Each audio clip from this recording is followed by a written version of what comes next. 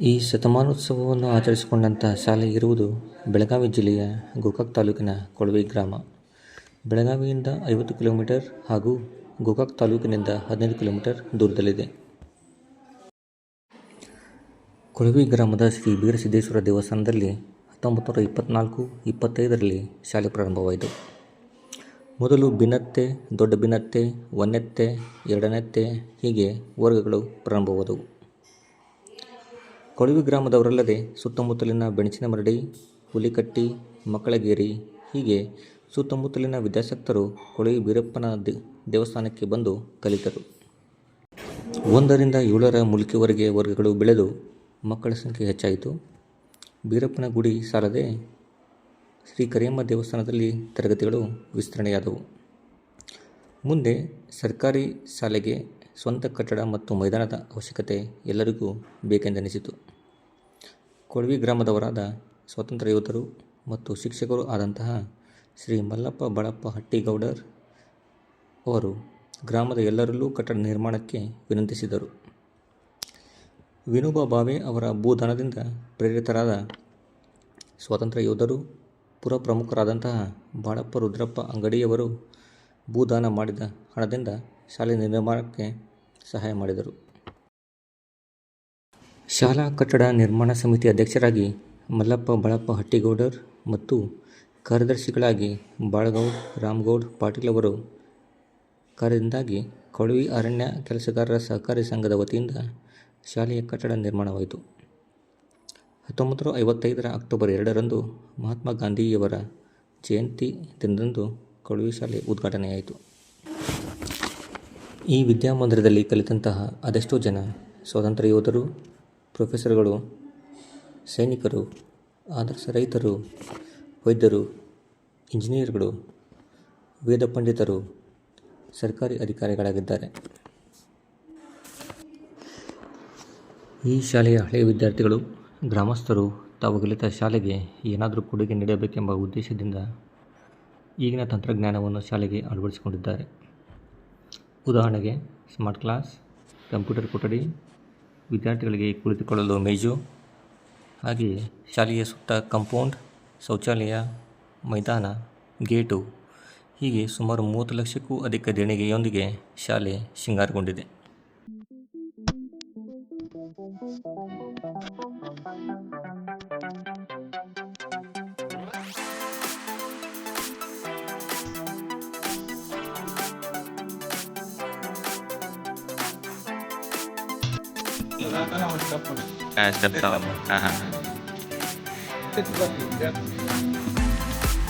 Dago ಅಲ್ಲಿ ಕೂತ್ಕೊಳ್ಳೋಕೆ ಅವೆಲ್ಲ ಮಾಡಕ್ಕೆ ತರಗತಿ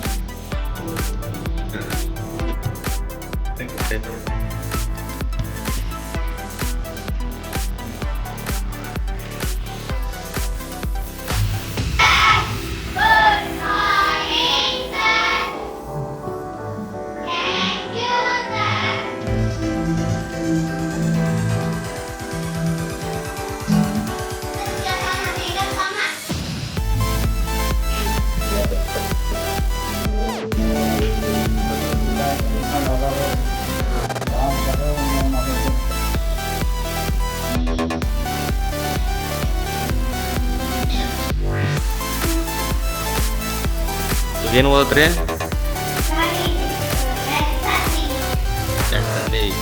ಜನ್ಸಂಧಿ ಅಂದ್ರೇನು?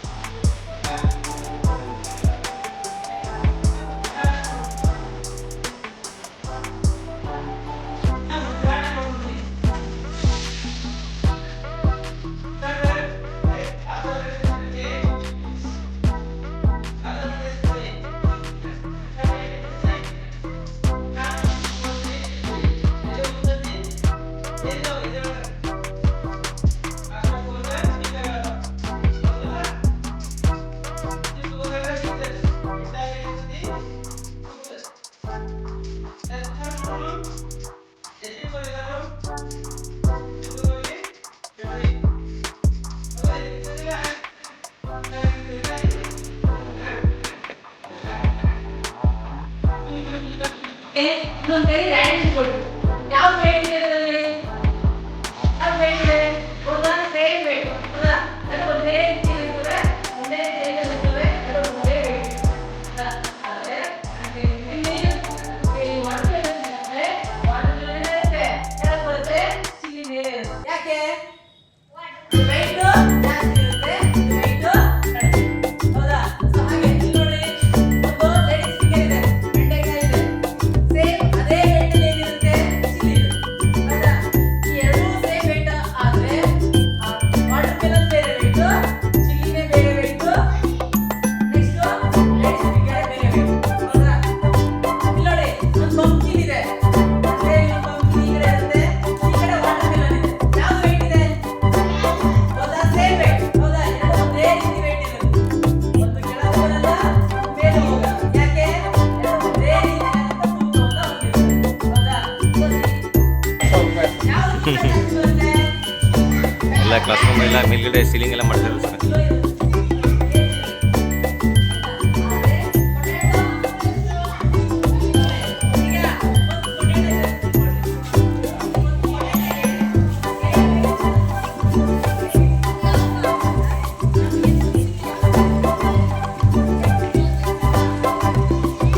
ಸರಸ್ವತಿ ಮಂದಿರ ಆಗಿದೆ ಸರ್.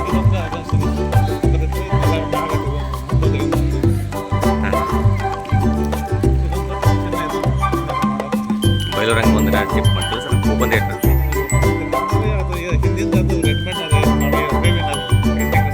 ಪೆಂಡಿಂಗ್ ಸರ್ ಅದು. ಈಗೆಲ್ಲ ಹಂಚೆಲ್ಲ ಹೊಸವಾಗಿ ಹಾಕಿ ನಂಬರ್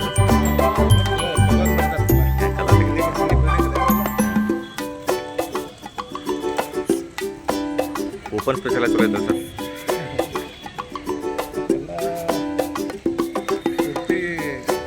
ಕ್ಲಾಸ್ಗೆ ಪ್ಲಾನ್ ಮಾಡಿದ್ರು ಫ್ಯಾನು ಹಾಂ ಎಲ್ಲ ಫಿಟ್ಟಿಂಗ್ ರೀ. ಸ್ಮಾರ್ಟ್ ಕ್ಲಾಸ್ ಅದು ಒಂದೇ ಸರ್. ಸ್ಮಾರ್ಟ್ ಕ್ಲಾಸ್ ಒಂದೇ ರೀ. ಸ್ಮಾರ್ಟ್ ಕ್ಲಾಸ್ ಸಿಸ್ಟಮ್ ಈಗ ಒಂದು ಇವನು ಟಿ ವಿಯಲ್ಲಿ ಕೊಟ್ಟಾರೆ ನಾವು ಸೆಟ್ ಮಾಡ್ಬೇಕು. ಹಾಂ ಸೆಟ್ ಮಾಡ್ಬೇಕಾಯ್ತು ಟೈಮ್. ಈಗ ಮತ್ತೆ ಇನ್ನೂ ಲೆಕ್ಕಾಚಾರ ಇದೆ ಮುಗಿದಿಲ್ಲ. ಇನ್ನೊಂದು ಸ್ಮಾರ್ಟ್ ಕ್ಲಾಸ್ ನೋಡೋಲ್ಲ. ಇಲ್ಲಿ ಮೇಲ್ಗಡೆ ಅದು ಗ್ರೌಂಡ್ ಸರ್.